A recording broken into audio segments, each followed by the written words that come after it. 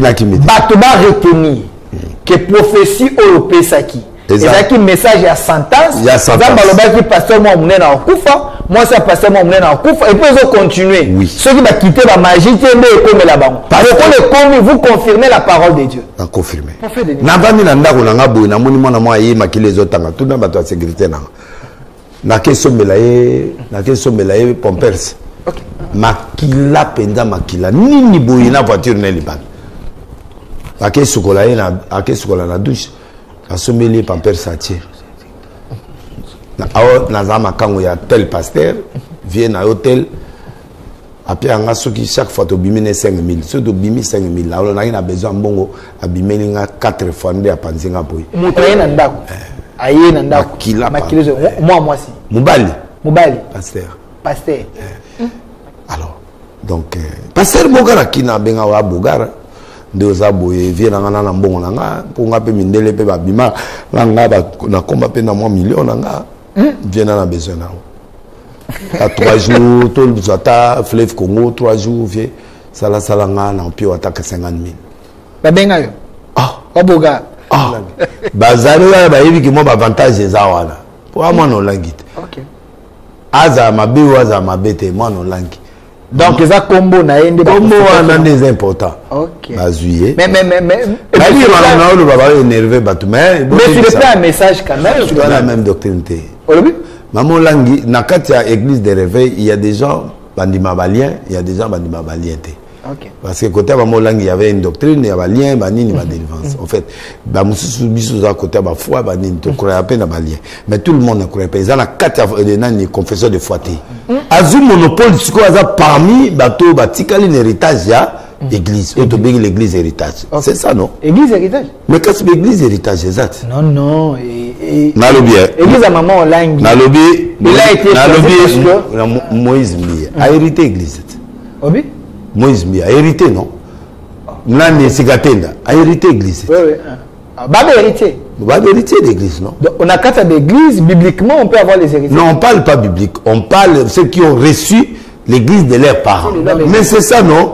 Tout le monde a lobina Josué, na Moïse prend Josué comme étant ton successeur. Il est de Juda. Yazaki, Lévite. Ils n'ont pas la même famille. Na petite chose au comprendre. En tout cas, Delphine Abel Lelo, l'émission na il faut na loba. Alors, problème il y a qui l'église de réveil, il y a problème il y a légalité il y a quoi accepter quelqu'un attaque archevêque. OK.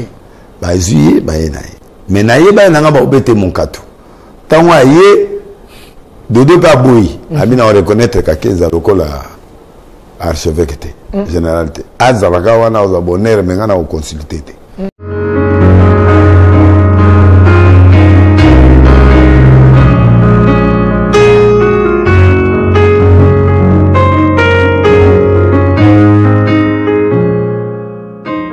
Soyez les bienvenus, fidèles téléspectateurs. Nous vous disons merci à vous, chers Congolais. Vous êtes en train de nous suivre partout dans le monde sur Univers Télévision, sur Canal+, fréquence 363. Vous êtes en train de nous suivre en Afrique, en Côte d'Ivoire, Cameroun, Gabon, un peu partout, dans toutes les 26 provinces de la République démocratique du Congo. Et aussi, vous êtes en train de nous suivre partout dans nos chaînes partenaires. On vous avait promis qu'aujourd'hui, vous étiez très nombreux à vouloir à ce que nous puissions l'inviter, les patriarches et l'évêque, le prophète que vous aimez beaucoup, Denis Lessi, l'homme d'Enzondo, l'homme des pétages. Il est père pour plusieurs. Avec lui, on va décrypter les grandes lignes des sujets importants qui concernent l'Église, la vie de l'Église. Vous avez suivi le dimanche écoulé, j'étais avec l'évêque général de l'Église du Réveil du Congo, David Paul Olangi. Après, j'étais avec le patriarche Kizemina Kibila, après Dodo Kamba. Aujourd'hui, c'est le tour de l'évêque, prophète Denis Lessi. Soyez le bienvenu. Merci, Delphin. Grand journaliste. Naro sepelatos à la bilingue nayo pour permettre bateau union so bayo kaka lopoto te parce que manipula mo makasi mais les longs inde na singi merci tous ala mo bilingue pour permettre à tout le monde avec vous to sur le sujet mo ezali important la vie de l'église. Merci. Mais d'entrée de jeu Vous vous sentez à l'aise Nabengayo, archibishop, évêque, prophète, pasteur, apôtre, docteur, to évangéliste. C'est ma ministère dans prophétique. On a un prophète le long. Ah. Je sais mis. Au préféré prophète. Dans préféré prophète. Pour le prophète le long. Alors, comment faire la diète? Parce que là, le sujet est important, la vie de l'église. La vie de l'église. C'est du côté tout ça. Mais il faut dans le bateau, les prophètes de Nilesi, identifier. Avant tout côté dans Mozilla, l'actualité est tellement abondante. Alors, comment comparez-vous les époques? Époque où il y a Moussa Adinabala, il y a Jacques Vernon, na époque où il y a de l'élo. Il semble qu'il y a deux époques. Après Bango, Binobo, il y a Basoni, na époque où il y a l'élo. Est-ce que l'évangile les a prêchés de la même manière ou soit les élo comme on l'ongwe? Bon, ils ont prêché de la même manière. Il y avait trop de consécration à l'époque où on a. C'est quoi, c'est la légèreté. Il n'y a plus rien. Trop de consécration. Aujourd'hui, les gens priaient sincèrement. Les gens cherchaient Dieu dans la vérité. Des bavures les alaki. Moi, je me dis les alaki. Mais aujourd'hui, là, il n'y a plus la parole. Aujourd'hui, c'est autre chose. C'est le business. Est-ce que ce n'est pas parce qu'à l'époque, il n'y avait pas l'avènement des réseaux sociaux? Il y avait des mais il n'y avait pas moyen technologie qui avancée voilà pour les au contraire la technologie est bonne pour aider la population peut tout s'épanouir la télé les réseaux sociaux des instruments capables de bongola sabatumité erwana basta des akotunda sans réseaux sociaux tous avez la TV mingité mais communiquer kaka na prière kaka tous na mbonga osa ba fiche bilité mais les gens venaient baya makulu. Je me rappelle parler du peuple batouaye na ba campagne à 15h batouaye 6h. Donc on sentit que batu penda ba lingi nzambe na yomo passer au lingi nzambe et tozo luka nzambe na tambola ti ne pas badi na bala na ko luka ko pia nyoso na linga bati la nga loboko na zwa tata. Respect à Béné, respect à Bonzambé, retraite au Quai, pendant retraite. L'élo, c'est autre chose. Il n'y a rien maintenant. Maintenant, nous avons la technologie. Maintenant, nous avons la possibilité de voyager. Maintenant, nous avons l'argent. Mais l'argent maintenant sans conscience. L'argent sans conscience. En tout cas, Delphine Abel, l'élo, l'émission, il faut dans l'oba. Alors, papa, il faut l'oba. Bana basé belé baéné basé belé batou basé belé ba kolanda yo quelqu'un abisinga abi prophète de Nilesi aza lokola argile azana maboko nzambe nzambe azo pesi forme na lolenge ya lingi soki yo moni nzambe pesi forme ya gauche yo lochola Dieu sait pourquoi atinde na gauche à un moment pétage yaki ça a aidé plusieurs et tout qui se fait batou mususu mité à moi mingi mais pour le moment prophète de Nilesi, c'est en France, c'est la campagne, c'est comme si il est Nzambazo Salé na lolenge belé. Prophète de Nilesi, s'il vous plaît. Non, s'il vous plaît. Tozo kende vraiment, nazo tikiro temps kende. Ce n'est pas pour rien, sujet ezali vraiment capital, milimo ya bateau, ezo zela ebika parce que na monoko na yo kufa pe bo moyo ko yikobiwa. Alors, to benyo ko mosala nzambe parce que vous l'êtes. Oui. Et belé la pesibiso ba témoignage na yo. Avant to kota na ba détail wana pesibiso pour ba congolais ba identifier ka yemo ko soka tala ebike ba oyo baza ba to réseau boy, ba baza ba to réseau boy. Il y a d'abord une structure où ils ont reconnu liboso ya l'État. Vous devez faire d'abord ce travail en collaboration avec l'État. RSC, aux alakuna tous alakuna. Ngana zana NRC. OK. Ils avaient confession religieuse. Apparemment. Nouvelle église de réveil réformée au Congo. Biso toi ba réformer. OK. Tozaki ko collaborer na dodo. Tant azayi l'archevêque supérieur aujourd'hui a la communauté à Sukacure. Hein? A la communauté à Sukacure. Il y a kasi yangwana a cette confession na cure. Donc yé azalaki azape confession, RSC za confession. Biso peut en confession, ma confession c'est belé, Liloba, catholique, protestant, kimbangiste, armée du salut, et voilà, donc les confessions yangwana. Si koyo confession nyonso ezana confession de foi na bango. OK. Oyo eloko oyo bango bazoko tia kondima na bango neloko wana. Dans la laïcité, bazana liberté. Voilà. OK. État pays laïque, tout le monde a une croyance naïe par rapport à la confession ou yubis de confession. Alors, c'est ça maintenant. Et puis, leader de la confession, on a des bateaux où va encadrer, va passer où il y a bango par rapport à la doctrine na bango. Mais doctrine quand on a l'oublié zaka moko la saine doctrine. Mais si ko ekaboli biso pour place mususu bato baliaka nyamate n'était pas à Condé. Anabato bandima ke bale nyamate baliaka ba mapa. C'est biblique? Bon, on a un débat mon côté. On a débat. Nana lingi nous à la biso l'église de réveil parce que biso attend un réveil, qui bazan un réveil, place nani je vais m'empirer zappe kuna RC et zappe réveil. Donc biso surtout a tendance réveil wana. Des places de l'eau bab église. Bon, bah Laurent Dalo baza ba pentecôtiste. Net c'était bisoté la borne azali assemblée de Dieu. OK. Na ba papa Kelani. OK. On comprend. Bon, ba protestant bazape lo msusu. Toi na la ressemblance ezali. Parce que nous croyons à la parole, nous croyons au baptême, nous croyons au tout, mais celui qui nous réveille pendant proprement dit oh bazo prétendre que tu as la parole. De là où il y a les dangers.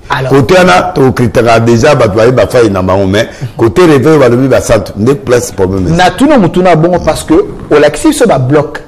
Côté ba mabezo utela. Donc ba na ba ça likita na bango ba na ba raison na bango. Donc les recès azana ma kokite ya ko structurer l'église. Aoye pa na ngati. Aoye pa na yo. Donc est-ce que ce n'est pas la théologie qui vous tue? Ce n'est pas la théologie qui tue l'église Yako? Non, non. Et ça, la question, il y a Mbongo. Mbongo. La doctrine, oui. Comment ça? Ah bon, il dodo à l'ongle prendre. Oui, dodo comment? Quand ça l'ongle va bien kabola raté, et à ce moment, va pesa et va terre, et va Mbongo, l'ongle va kaboli, va bengan, va malongo la yoana. Quand il y a mon copain, on a conseillé qui est tout non. En tout cas, ce qu'on démissionné, tika. Pour y avoir kufa. Na moni ngo sanzi ba makila ba blog belé bimanga. Donc logo ba papa kankenza ba mukuna. Mais il était on va changer statut premier argument. Deuxième toujours on se retrouver té. Et ça ba mitif bon. Oui, l'argent non. Et puis il faut tout se retrouver. Qu'on se retrouve na ndenge enseignement, ndenge enseignement. Ça c'est mais ça la mais en arrivé. Enseignement ça raté. Ça ende mbo. Mbo kakati. Na pouvoir. Peut-être pour la que représentant les gars la coûte à la président république à coûte à la gouvernement. Moi bilo que y a quand prière nation mambongo yé moi nané kasi ça bon.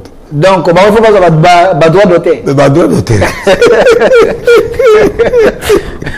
Pour faire venir les gens ça c'est vrai. Oui, l'homme de Beninga, na le baboué président soit zo la nanga ayebi mam nazoloba, ba chef spirituel le so ba la nanga ba yebi lo la zoloba. Ba kabwani pour na mbongo parce que de deux kabwa ba ça bango droit d'auteur té. On va biso to tchaki yo zo pia. C'est na bango ba créer ngo ba tcha. Président ya bango te zelo kanzambe. Mon RC utaki pas ya Kizamina. Oui, je l'ai reçu il y a 3 semaines. Comment on a RC uté pas Kizamina, il y a les milk. Ouais, les milk. Et là moi ligue ya ba passer banda pe na biro ya Mutombo. OK. Donc des awana do boto sangana va passer ba maman langi bani to ba sangana. Siko mutumo do tia papa mbi. Ah te ya batali batali to tia Mutombo te mutazaka kalmawa ezaka 15. OK. Tout ça est pour tout le monde, il y a la douceur, tout ça.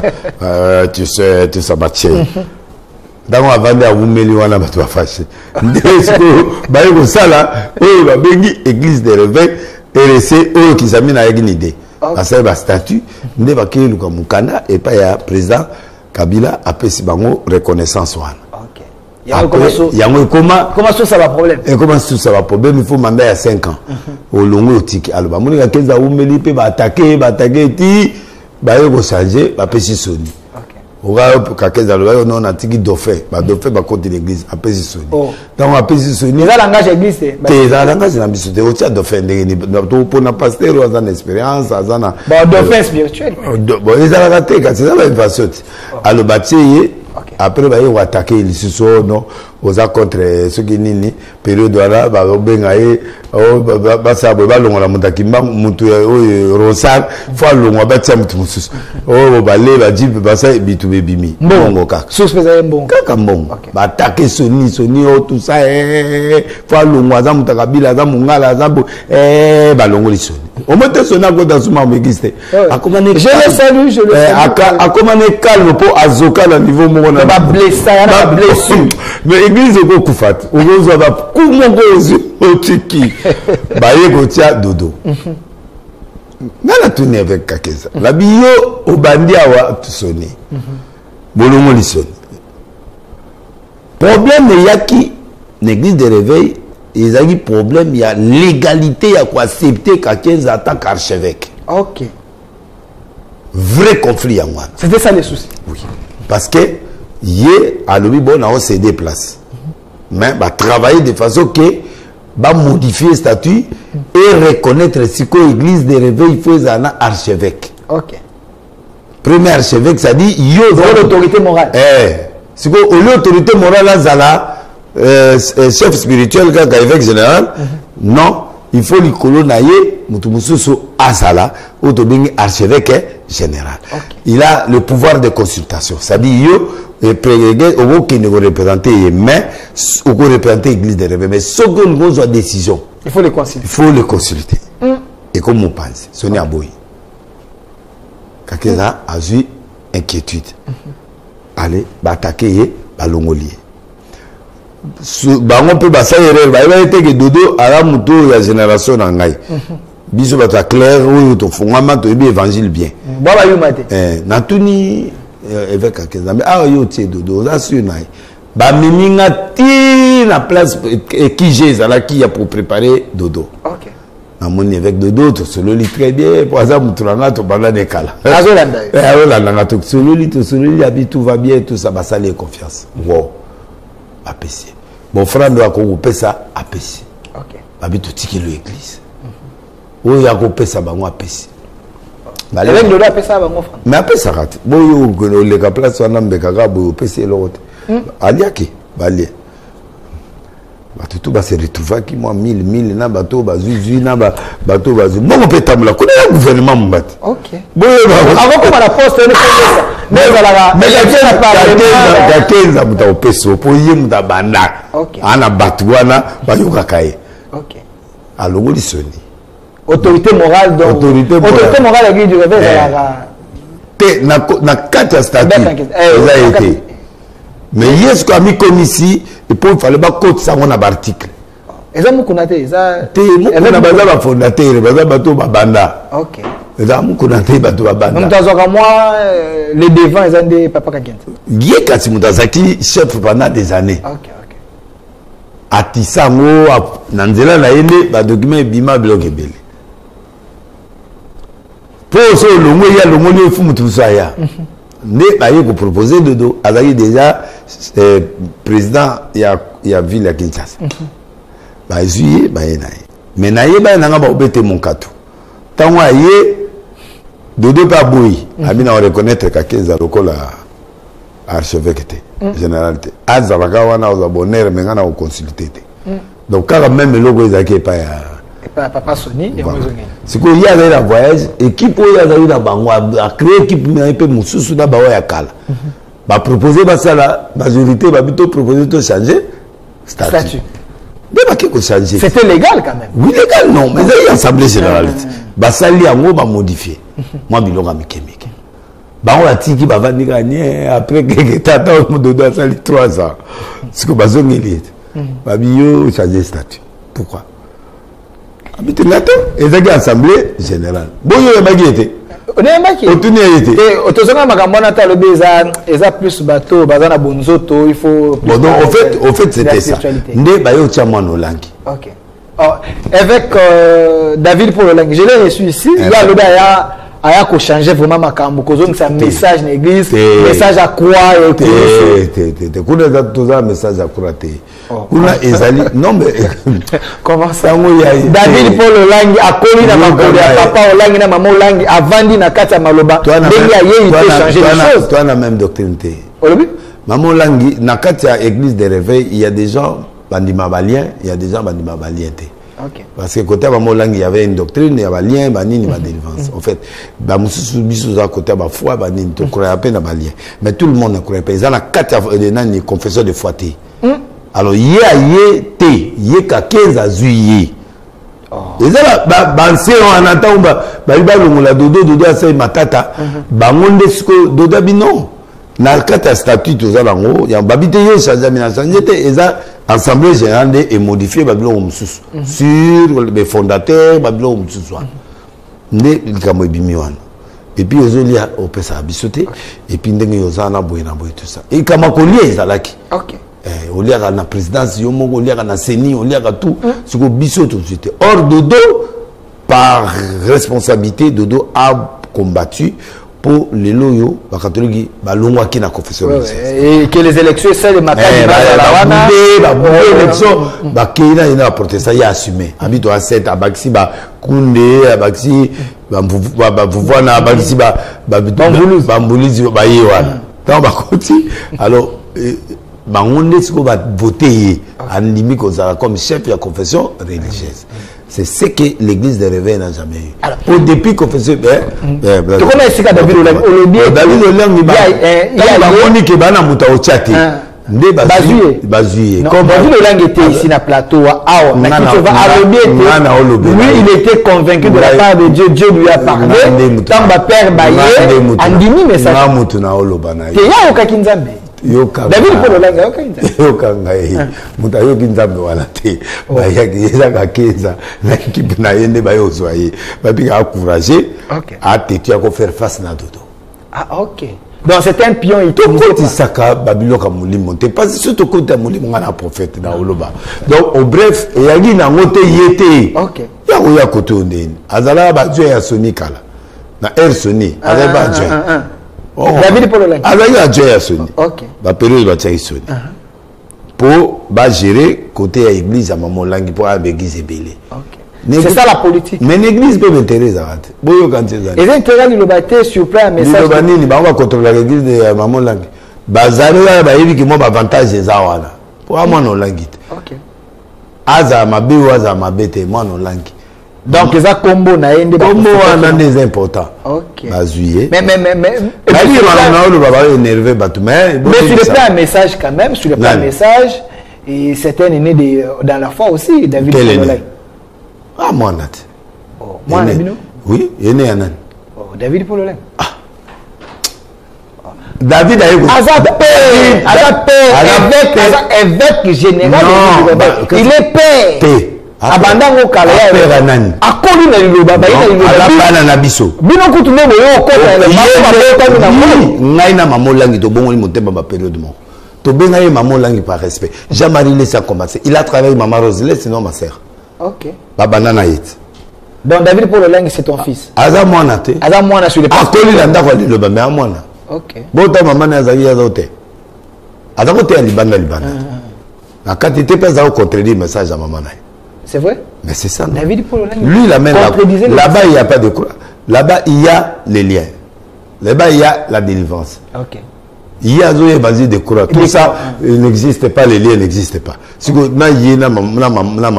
Il y avait une confusion. Mais pas de contradiction. Il y a une contradiction. C'est comme ça. Azu monopole, ce qu'on a parmi, bateau, batikali, l'héritage, il y a. Église, l'église héritage. Okay. C'est ça, non? Église héritage? Mais qu'est-ce que l'église héritage, exact? Non, non. Nalobi. Église à Maman Olangi. Nalobi. Il a été Moïse Mbi a hérité l'église. Oui? Moïse Mbi a hérité, non? Nani Sikatenda a hérité l'église. Oui, oui. Baba hérité. Baba hérité l'église, non? Donc, on a quatre d'église, bibliquement, on peut avoir les héritiers. Non, on ne parle pas biblique. On parle de ceux qui ont reçu l'église de leurs parents. Non, non. Tous on a quatre Bible. Vous parlez de l'église. Est-ce que recevoir l'église? On est que mandaté de la part de Dieu. Non, l'église actuelle est alliée familiale. Même dans Israël, comment est familial, mais et le moins pas Moïse et pas Josué. Baza tribu, mon côté. Ok. C'est Dieu qui choisit. Donc nous avons les héritiers, les lois. Mais c'est ça, non? Tout le monde a lobina Josué. Na Moïse prend Josué comme étant ton successeur. Okay. Il est de Juda. Yazaki, Lévite. Ils n'ont pas la même famille. Okay. N'habitez ce comprendre. Moïse c'était un Lévite. Okay. Josué c'est un Mouta Juda. C'est une autre tribu qui n'a rien à faire avec la vie. Et le moins la famille, écoutez la famille. Bon, c'est ça la logique. C'est ça la logique. C'est Dieu qui a choisi Josué. Ok. Mais les gens qui ont bondi passe dans la bondi l'église d'ailleurs, il y a comme église à fondation. Oh, à ministère c'est-à-dire Zélo. Ok. Il était intelligent, maintenant papa là. Donc, on a tout le monde a ministère, bah dire que bah l'église ben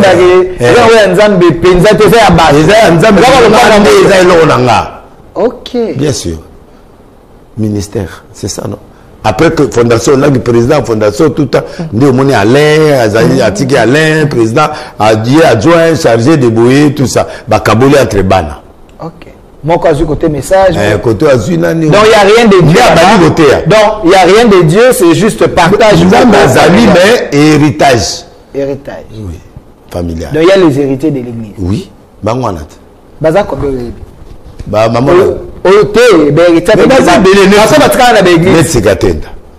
Nema sikatenda. Article là le papa. Azé héritier église. Donc église à la maman, comme maman a une santé bien té, ne batike mono. Ole bumba ya bumba bima, akisa le ya nanga. Oui, bumba nanga.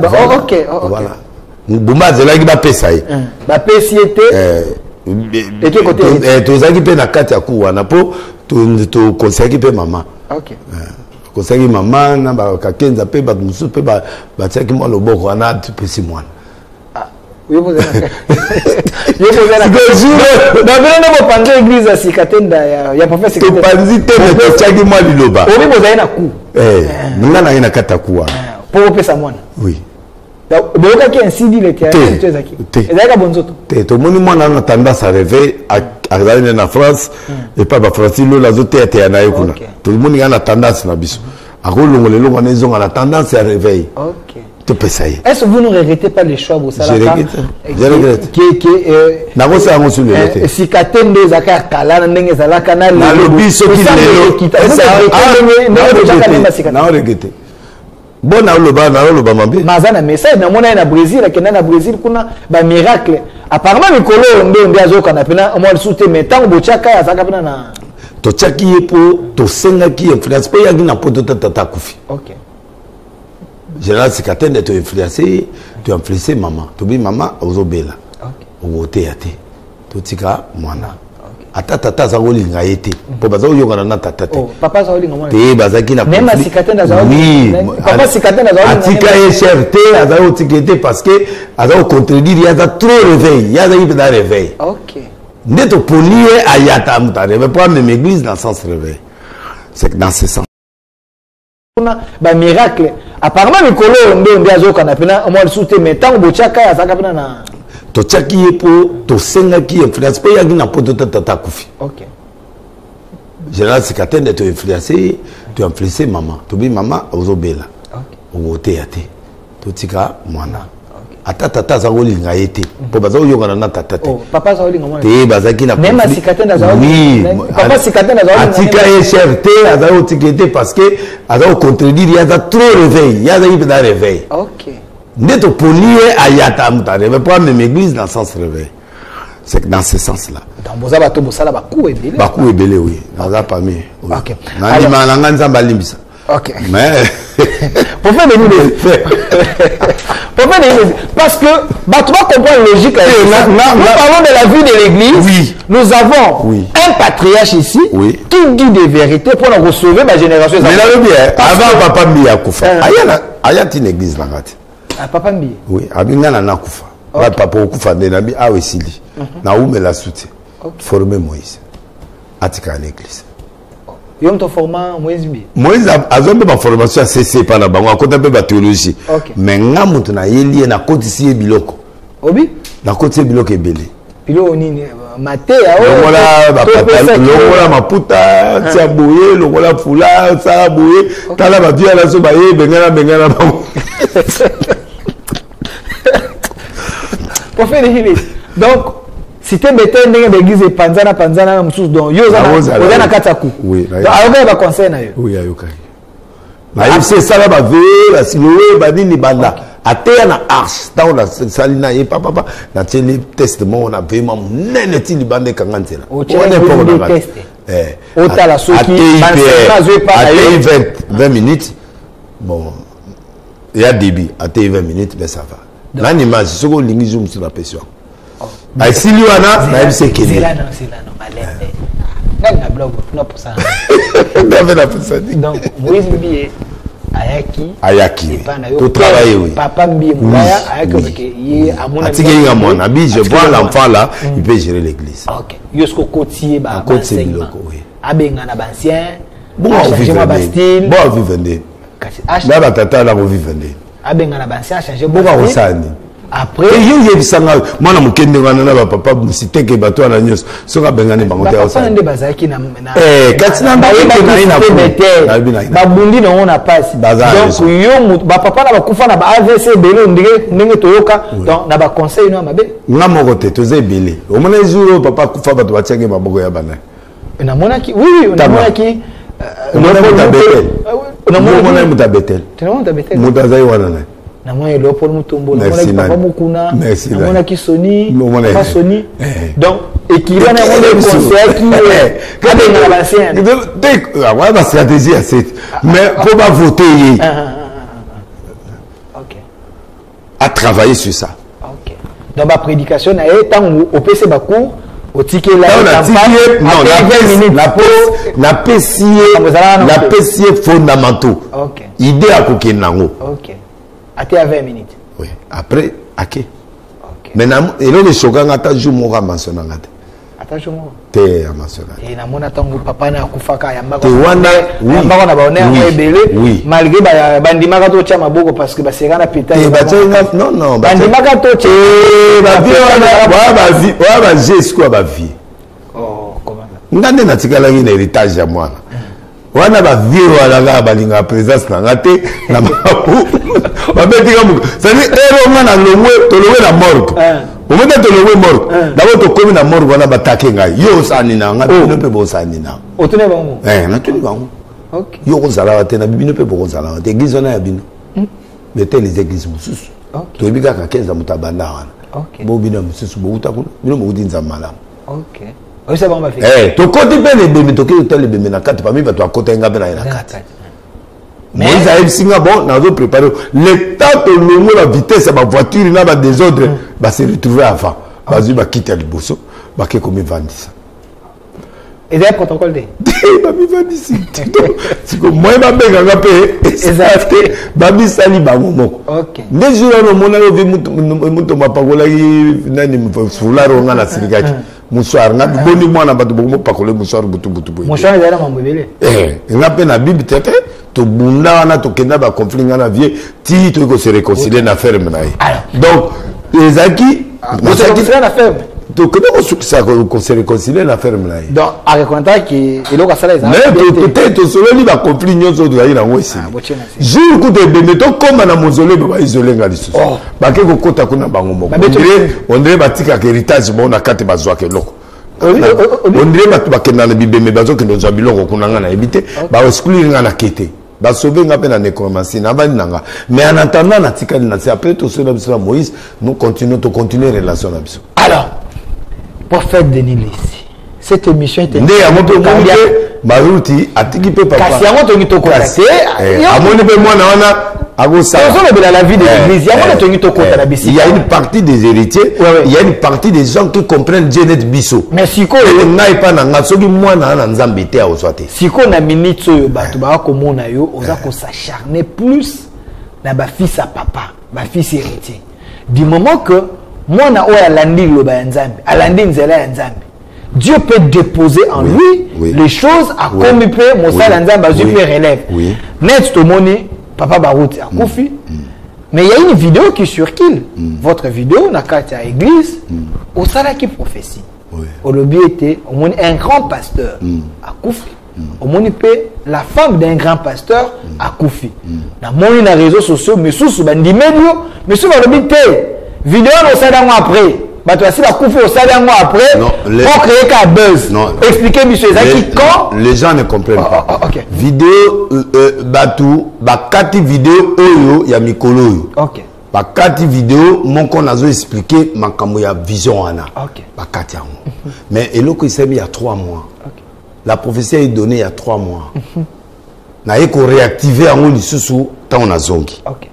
Tant on France. Avant mama baliwa oya tant on France na yeko réactiver en. Na celle on a des missions ebeli, balokamba banini ba mission ebeli. C'est que ça dit que tant on a une église na réactiver en. OK. Tant on a réactivé en boye ça batuke na pesi prophétie mon boye. Faut attention. C'est que pour oya suka na tango yeli we pe ça nini eye ba kusika oya suka ba coller. Or nana zaï déjà prophétie ça met déjà depuis 3 mois. Donc il y a 3 mois déjà. Donc on peut retrouver prédication on a sorte prédication des na bémission. Voilà. Ba tu encore retrouver. Oui. Alors est-ce Dieu azaki na posa réellement? Bateau, bateau doute nango. Et ça petit moment boyazo les gars ça boyazo chauffeur il y a des délais c'est bani. Ndé ya bani ko ça analyse na yo on n'a pas cassé prophétie parce que azaka petit frère pasteur Undertaker. Pasteur Undertaker. Pasteur Undertaker. Toki la viso. Undertaker caché. Oui. Toi pasteur Undertaker. OK. C'est là. Toki non malem.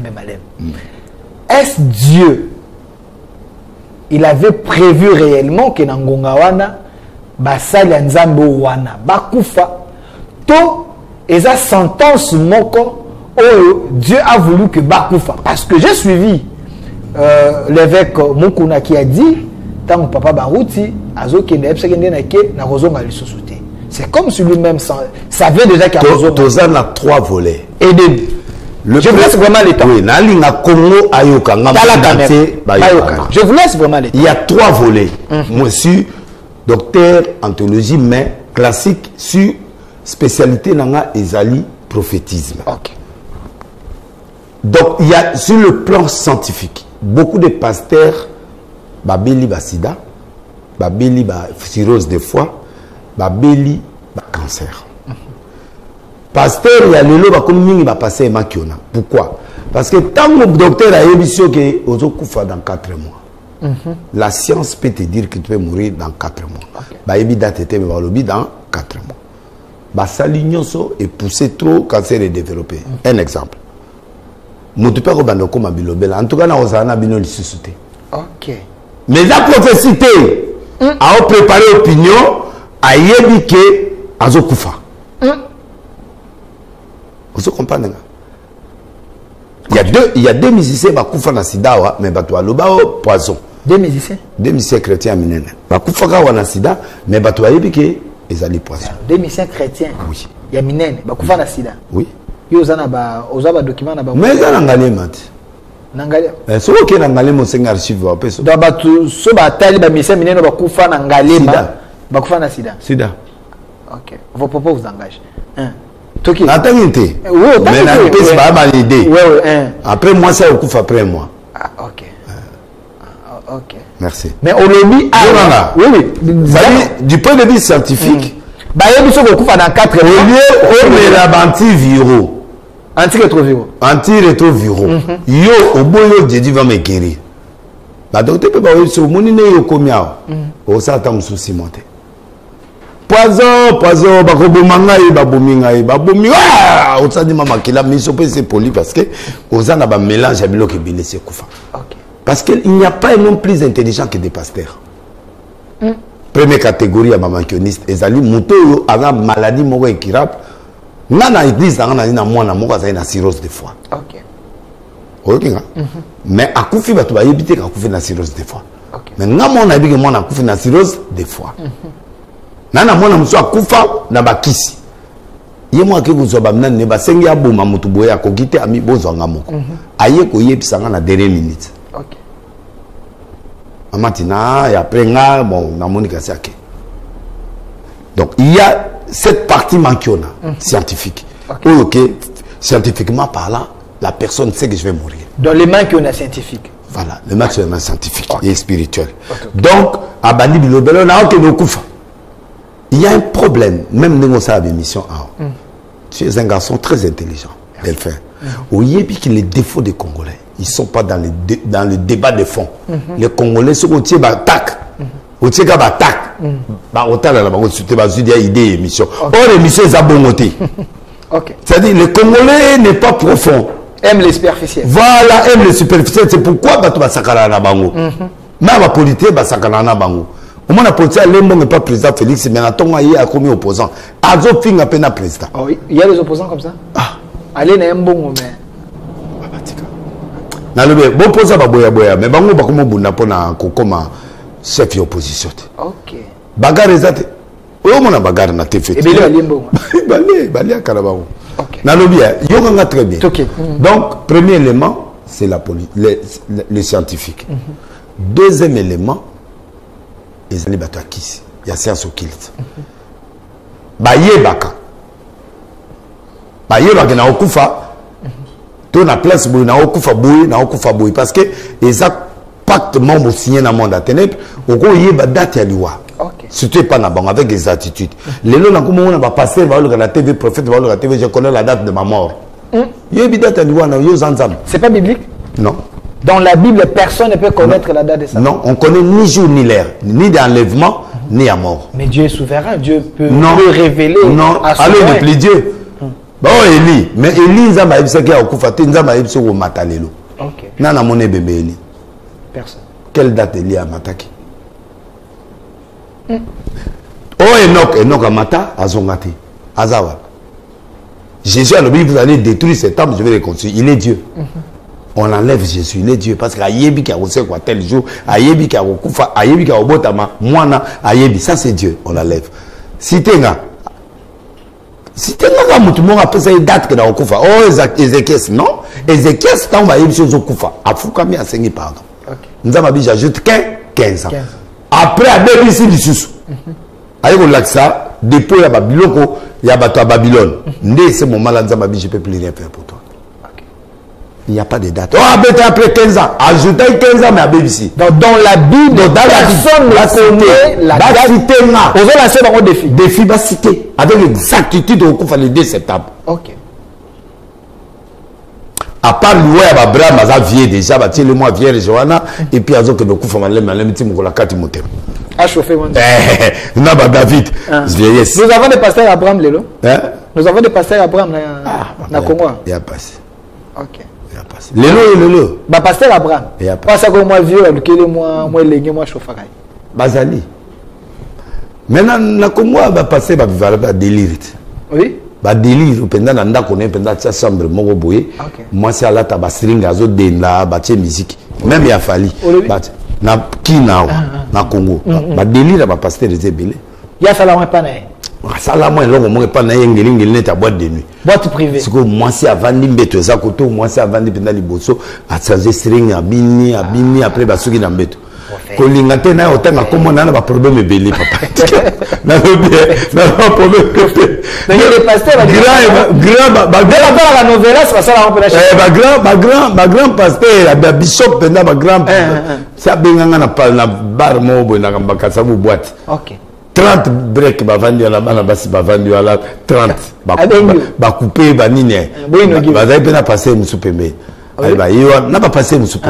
Ma bengi a deni aux abiya kana yi. Comme il n'a pas musique à basaïko et zobeta bani. Il a bateau babina le roi pasteur. Nous allons à la bateau. Bakia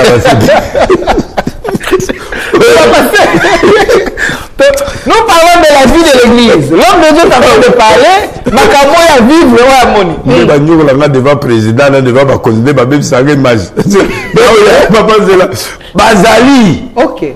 Ah, na koti. Bishop. Via Msengabi. Benata de break mon que devant la banque na quoi salo yolingi. na biviata na za ba faiblesse ngo oyo na kimi na zubute ya vena na sani ni toka de nake na mboto mo na tie na sachet nake ba otuma ba moto bani OK kita vimba na ba break OK ba jeune prophète oyo ba passer oyo ya voko oyo so ki na ndako na piscine mais okuta ba fille mais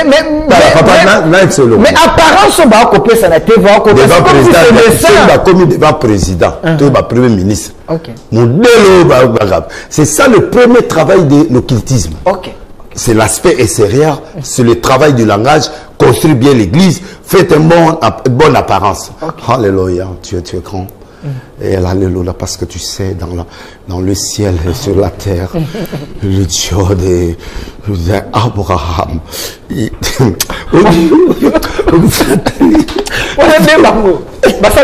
Aspect extérieur. OK. Aspect extérieur. Daddy, Bangi. Maman. OK. Aspect extérieur. Dieu va aventurer. Papa. Bon dimanche de lisa batunde na lo bamaka monanga ko dezo koksama. OK. Batola nyo so mona makamba lo baka koksama te. Voilà. Troisième élément ezali instinct prophétique. OK. Instinct prophétique. Mutu to azala nango. Même si les camoyés bon na enquêter na sentir bien te. O mona yo mo camoyé sambi na esprit mo tina yenga na bimate. Wana eza na mutu nyoso. Même ba nga kufa pe agoyo kapé. Alors, mais les gens ne peuvent pas voyager à moyen à y battre. Si tu es à on a trois wana. OK. Ngal moyen à situé. Ngai nazawa atoza no ndenge nyozo takata. Ceux qui font na yo nza ba yipsinga te na ondimana nga yote. OK. Na forme na kipangote. Na na chaja, na oto yo grimace nga na yebi yo na otalo na oseka. S'il vous plaît, s'il vous plaît. Récemment, dans mon équipe, papa Baouti, Tozolelae, Makenda qui est l'église, il y a prophète Francis Tatou, Makenda qui kuna, Azongi, Batonso Balobi, mélange wana, ne Batonso son opinion, mélange wana nenge papa, a déplacé à peine moi mingite, Makenda qui kuna. Il semble que deux générations, c'est comme si le mot Bimaki wana. C'est comme si. Je confirme, il y en a pas. Il y a que prophète. Matozana o soki ndengenini soki na monio na batu moko boye la ozomona clarté na ondimo soute. OK. Parce qu'il y a des gens qui acceptent. Na bien, yo na mona tatouate ya matin mona te vite. Habite vandi na mboko ni tovani na Rwanda na yena Ken omona on a TVT na TikTok habite moni Samuel azokota omona on Samuel ya prophète a botama avant Jésus la Bible azokota l'église mais prophète Samuel ndeni ko oui otala moté bamona Samuel na TikTok omona on te tinga ngana tuni kasi kasi amona batala kite otala kite bamoni Samuel bamoni ebe bayeba ki bayebi oya Yesu kutu bayebi imagine te siko bango bayeba Samuel mutakala oyo kutu Yesu abotami te ba l'époque wana ba TV na ebite babi ba ote ya oh Samuel soki na kosi ba internet yo so baloba so na kosi makam. Il y a des prophètes qui se mettent à la télé disent je suis tourmentorge mais ils ont aucun français aucun dictionnaire tourmentorge c'est ça un miracle fait avec la magie avec les sciences occultes. OK. Bato comment ndima na bango siko babrakata bilo wala nyo siko yo siko o traiter na bato ndengwa. Quelle sera ton image? OK. Même loko yo bato belé même ba condamné Moïse Bié il est parti remercier certaines catégories de personnes de bi que muto a muto abutu. OK. Ata to tangi comme on était mais ils ont remercier bato. Nenga to dans l'église. On va remercier peu. À l'église mususu ba et tout ici bato monter. Et tout ici parce que yo muto to bi que muto yo aza propre la doctrine boy to bi betelo ya kala ya papa Mbie. OK. Ya ba ça na masumu na ina mama be na caché mais à cause ça la montée. Bon, l'unité dans la foi. Il n'y a pas d'unité avec les gens qui ne partagent pas la même foi avec toi. Deux personnes ne peuvent pas marcher s'ils n'ont pas la même vision. Ceux qui vont t'amouler, c'est qui vont avoir vision. Alors, comme moi, vision mon abattoir, qu'est-ce que les gens diront sur Baïbi Batouan? OK. Tu comprends? Mais vous en dumba, OK. Il y a des choses qui ont suscité débat. Peut-être que vous comprenez. Je parle ici de mon frère, de mon fils, de le grand pasteur Moïse. Donc, biloko wana mutu mwa koyela nga verset moko te oyo mutu apesi data liwa na Bible pe akufi.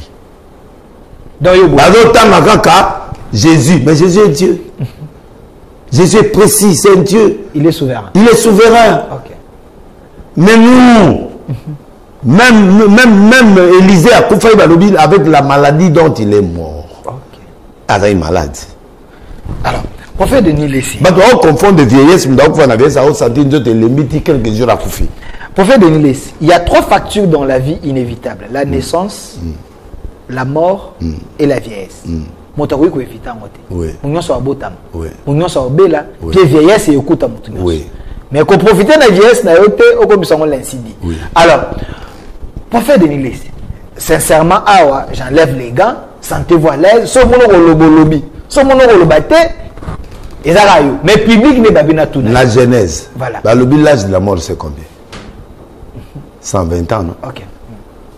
Si vous faites 89.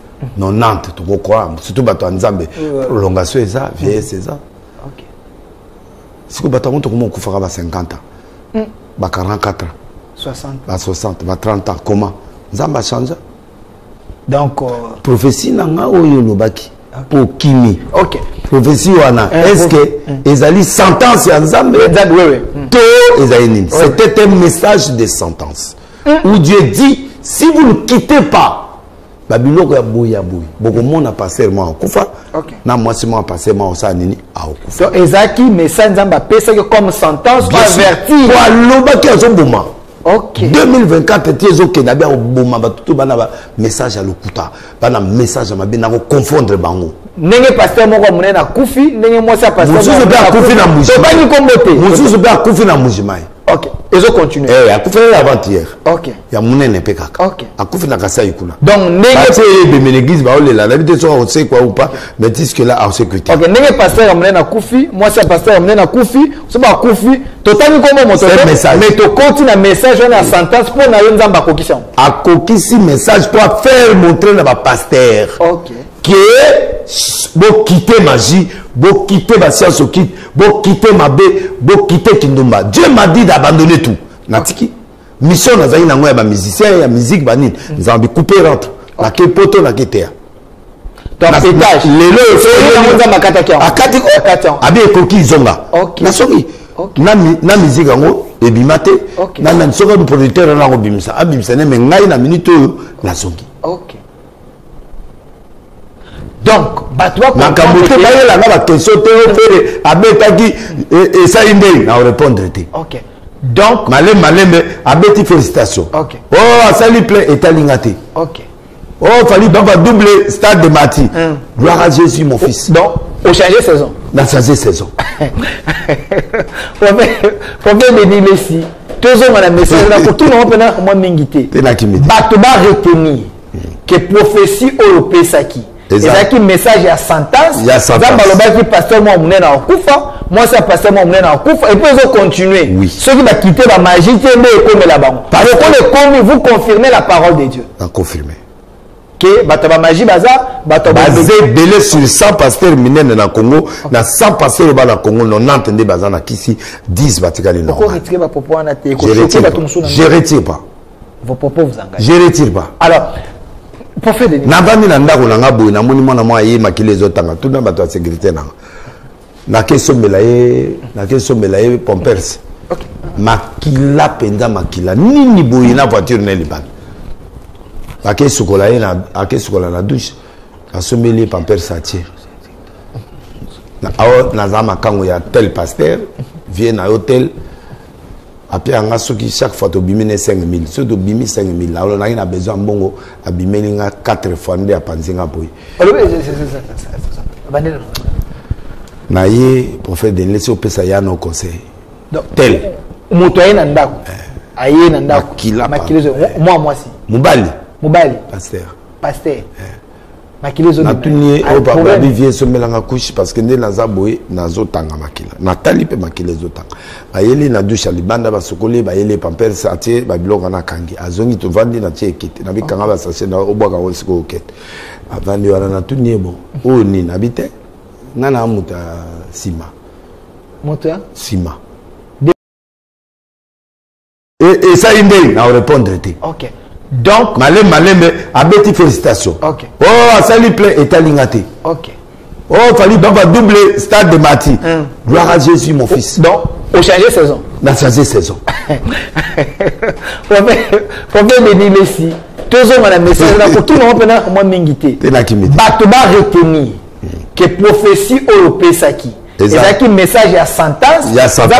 Qui pasteur moi on est en Koufa, moi ça pasteur moi on est en Koufa et puis ils ont continué. Oui. Ceux qui vont quitter la magie, c'est comme là-bas. Parce que vous confirmez la parole de Dieu. En confirmer. Que bataba magie baza, bataba belé sur 100 pasteurs minene dans Congo, dans 100 pasteurs dans le Congo, non entendez baza na kisi 10 batikali non. Pourquoi retirer ma propos en athée? Je retire pas.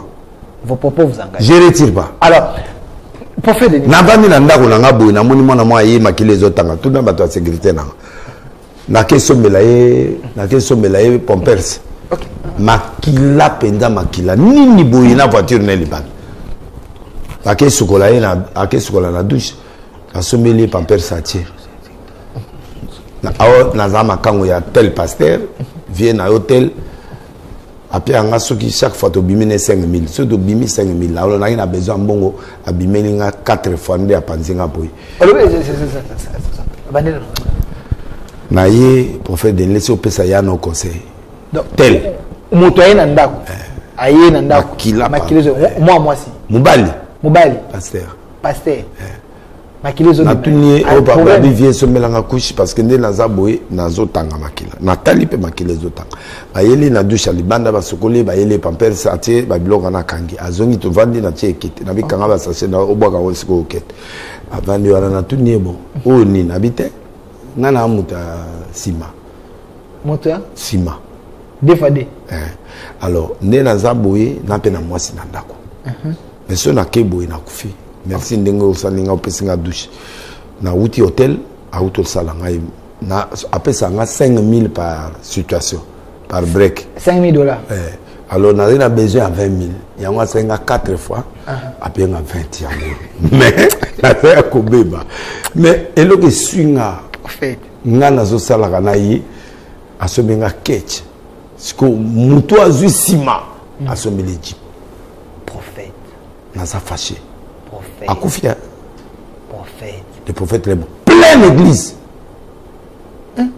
biloko na bango na bengi pe ya yango venanga nini ome yo panzi mwana batu boende abiyaka oja mo eloko na bomele mo frande mo eza combien au 10 la keiti nazui ozile nazui abona sali nazui apena ibse vietika OK abi oza miso ya okangama fo fungwama OK lukanga samedi to kutana to li ata quelque part na ibse maka mundenge tamulaka na vie na mona eteti lelo pe na komona esuteti lelo mbongo na zui na sanctifie yango na le prophète de ici Delphin ngamu da bengi nga yo Delphin na loba par hasard te prophète na kanga na image moko na gombe wa pasteur moko azobima na mwana pasteur mususu ga liboso podium hein ouais bato na l'accepte image wana balela pasteur ayebani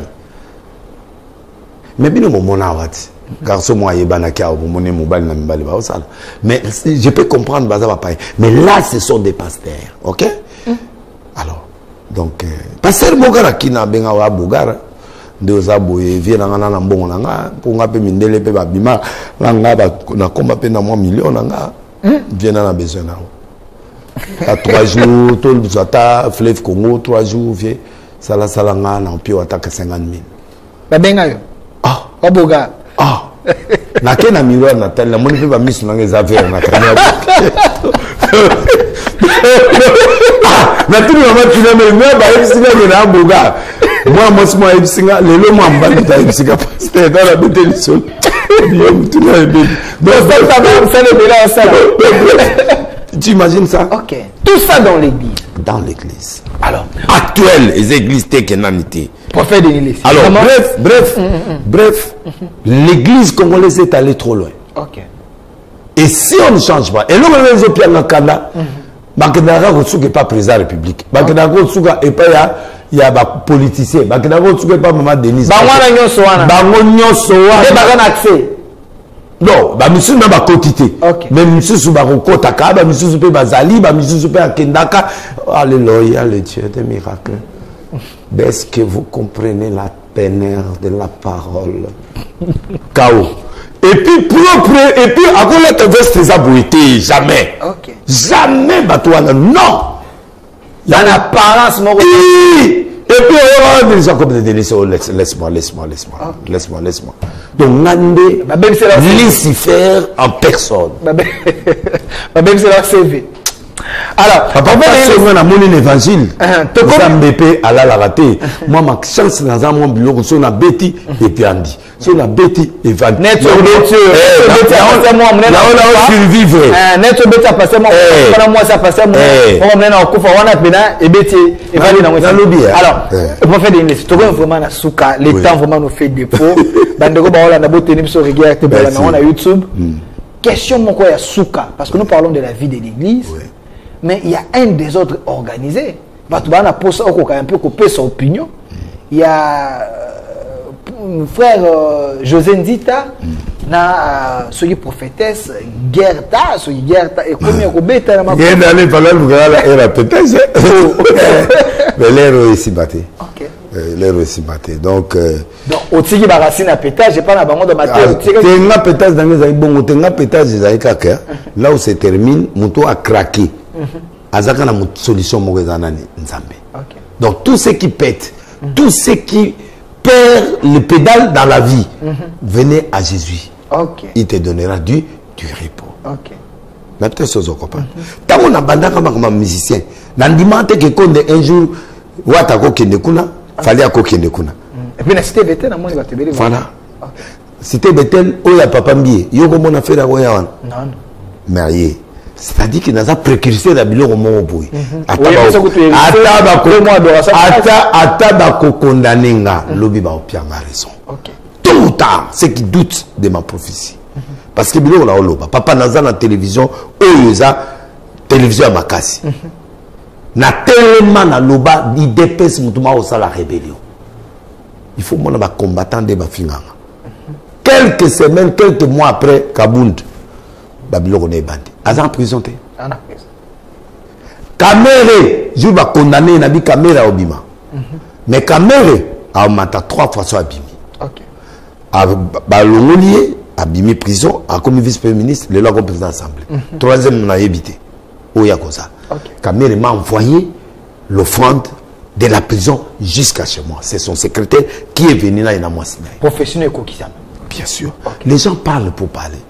Na yebisa président Kabila. Na ye et pas à l'État. Il a fait 19 ans en prison, il est là, dans ce pays. Na ke na biro, na pe mona sakola élévation na ye. OK. Na yebisi bazo boma président. O deni ma boy na olobande. Na beng docteur moko za l'église dans Gaza, médecin, chef médecin santé il y a un docteur Vango. A kufi pédérement général. Na yebisa bengi nanga handicapé national naïb si président handicapé mon général na bi général et on a la colonel na mi na moni bakangi au président babomi alumi na soda bakanga keka handicapé na vivant mambolo ba nazolo o mona ngate na oloba na TV eza première fois la oloba te et puis tama bimi prison to connais pas Serge non on a famille ne Serge Serge Kayembe na bi simza mazotomolo non pas nommé. OK. A comme général peut nommer. Ngai la tarati na yebisi ye. Na le ba. Après président Koufi bakangiye à côté bolok après 19 ans bimi. Maintenant à côté moi sina ye comme onanga. Mais c'est aussi comprendre. Na sakola yoya musé. Na sakola bilo na braza bakanganga ba pesa na interdiction à 13 ans. À côté braza te. Nabi namoni guerre mona esplanade namoni na libongo wana batie biloko mo boye na toke to tumoli boye to moni nani cheval mo à nord et puis guerre est commis pendant la frontière et il y a un aéroport Tumbi babi au délai il a l'intelligence avec nani à bloquer j'ai subi avec la prophétie na Sakola Sarkozy comme président il était maire de Ney c'est un garçon brazzaville qui m'a amené là-bas comme président comme président Bozizé il y a la arche de Noé. Les gens croient que de l'ici, Natanga n'a pas donné qu'à Dimana. Président, Natanga n'a pas donné la biso. Après aussi, il s'appelle ailleurs, la sape va courir, je suis belé. Je suis un intellectuel. Je ne suis pas un fou. Est-ce que vous comprenez?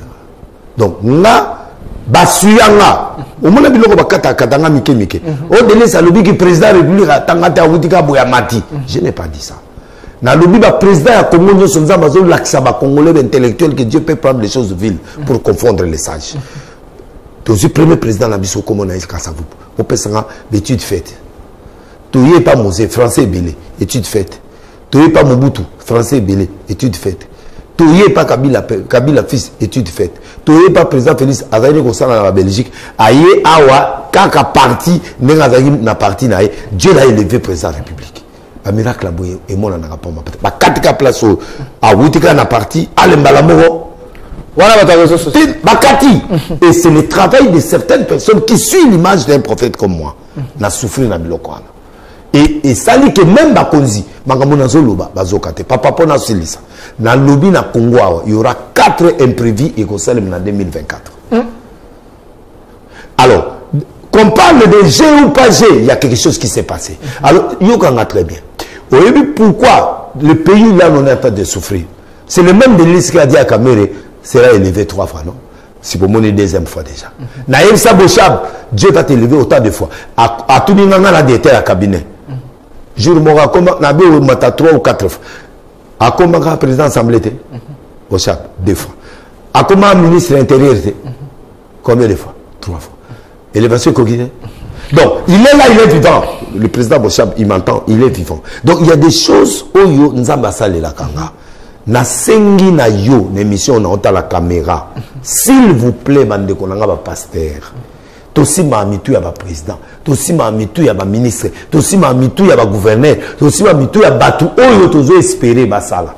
To mema bango vrai évangile. Le Congo est kufa parce que travail, en dehors du travail, mais il y a aussi l'élément spirituel. Parce que nous, on est ici en Afrique d'un pays béni, on a tout. Mais pourquoi il y a toujours des combats? La Sakoli le long d'émission là. Kagame finira, il mourra, il va finir à kufa nandeng moko yamabe. Il a humilié le peuple congolais. Tu vois la guerre de l'Est là, ça va finir. Okay. Et le jour où ça va finir, merci. Pour beaucoup faté aux alam gène. Alors en bref, tout ce qui sina mabe politique ata sali kisi biso to longole kisi. Ce qui biso skoto comme na kisi. Na l'église BP ekoti. Na l'église biloko Israël tout ezongi. Na l'église escroquerie ekoti. Alors na lobi na musantuti. Merci. Mais tout changé. Merci, prophète Denis Lessi. Mercredi, pardon. C'est beaucoup plus la prière. C'est beaucoup plus ça. 87, vendredi 17, dimanche. Merci, les lobos d'ailleurs plein, les sous-makassi. Merci. Alors, 20 secondes de confiance, c'est fini. Roger Bakadi, aux a parmi. Bassa Lanza, on va aller moins crédible. Aza prophète, c'est. Moi, explique à ma film en Nigeria. Je ne sais pas de Roger Baka, évangéliste. Je parle, Azaï journaliste là. Ok. Azaï Goya ko sa émission là. Aïe bien ou bien. Ça ne vous dérange pas tant que vous êtes moins crédible. Non, il y a ça crédible. À Sakola ka oyi ba ko ba bo mon Europe. Oye bit. Bon tika ba mboka boya. Professeur Nesima la ta bangoto boy. Oye bate. Ape sata moko sima. Ka ya liwa entrepreneur, liwa ya tout le monde li metto maman la kufaki. Moi, le prophétie n'est qu'à Yangwana. Et la prophétie, on a balle perdu. Oh, yo, Moutasangisi. Ça là, quand même, au lobby, entre première rue et troisième rue, Moutouma Zokoufal. Prophétie, des fois, ils ont vague, mais prophétie, ils précise. Évangéliste Baka, Azaki interprète, il y a un film, il y a Nigeria. Et là, on a yébié pendant ma casse Yangwana. À côté, prophète à l'Okuta. Parce que dans la prophétie, mon côté, il y a l'Okuta. Il lit beaucoup de livres. après ça prophétie mon combo na l'axamino kezaki atangaki na katia atangaki na nani et na kenda pe na recherche na nani commettre moi ko kwea nge kwea na Europe boy mais commettre ngo na 400 km donc ils écoutent ça et l'autre côté mais il y a le bien le moi ko kwea kala mingi te bo mona na na TV na bilo côté za commettre moi et kwea la distance boy pe na ba prophétie les envoyer livre atangi nani az évangéliste azongela biso film en Nigeria azongela biso biloko wana il expliquait ça très bien mais bazape ko kosa biso pour anglais wana tozako yokati. Merci. Donc eloko na koloba yé akoloba na moins crédible en quoi parce que biloko na zo le bezo koksam papa na lobi na tiki biloko mususu ponza malobi tika monsieur Esili je ne mens pas. Merci. Ce qui n'a dénilé na zaki na valeur te papa mbiye akoya pa na ngate. Merci. J'ai été ngai na teya le jeune a teya na podium a dit na bala senga. OK. Okanga. Le na pas passé tout aux bonheur. Merci. Na teya na podium a dit na bala. Merci. Merci. Je veux qu'aujourd'hui les gens va épargner. Merci. Prophète Denis Lessi avec vous, on peut avoir 5 heures du temps. Cette émission Cette émission est interdite au cardiaque. L'homme a dit des choses. Tout ce qu'il a dit, ses propos, ils ont engagé. C'est un serviteur de Dieu qui sait. Et le il est père pour plusieurs. Ceux qui sont les droits de réponse est garanti. Un grand merci à l'équipe qui m'a accompagné, mon réalisateur, fils et fille, l'homme intelligent, et derrière la caméra, Kevin qui était là, et Junior Konodoli, les caméramans les plus beaux gars. Merci à vous et merci à l'équipe qui m'a accompagné. Univers Télévision, votre chaîne.